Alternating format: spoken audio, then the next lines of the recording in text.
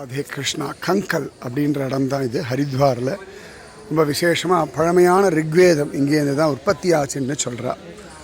ருத்ரம் சமக்கம் உற்பத்தியான இடமும் இது தான். அழகாக கன்னிகாதானம் சிவபெருமான் பார்வதிக்கான கல்யாணம் நடந்த இடமும் இது தான்.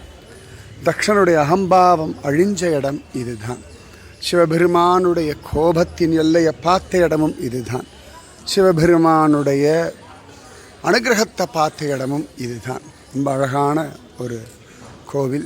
ஆச்சரியமாக இங்கே உள்ளுக்குள்ளே சிவபெருமான் இருக்கார். தக்ஷன் பிரார்த்திக்கிறான். இந்த மாதிரி ஆட்டுத்தலை வந்தவொடனே பகவான்கிட்ட சிவபெருமான்கிட்ட மன்னிப்பு கேட்க, சிவபெருமான் என்ன வரம் வேணும்னு கேட்க, சிவபெருமான் இங்கேயே இருக்கணும் அப்படின்னு அவன் பிரார்த்திக்க, இதுக்குள்ளே தான் அழகாக தக்ஷேஸ்வராக சிவபெருமான் காட்சி தரக்கூடிய ஒரு இடம் இந்த இடம்.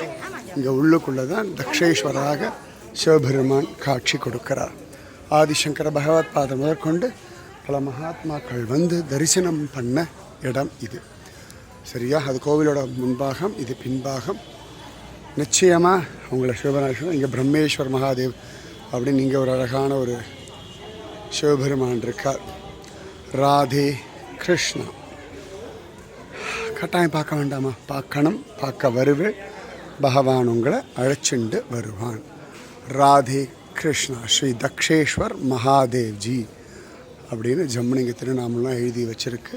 தக்ஷனுக்கு அனுகிரகம் பண்ண சிவபெருமானுடைய அழகான கோவில் இது. சரியா? இந்த இடத்துல தான் நாராயணனும் பிரத்யக்ஷமாக வந்து தக்ஷன் முதற்கொண்டு எல்லா தேவர்களுக்கும் ஆசீர்வாதம் பண்ணார்.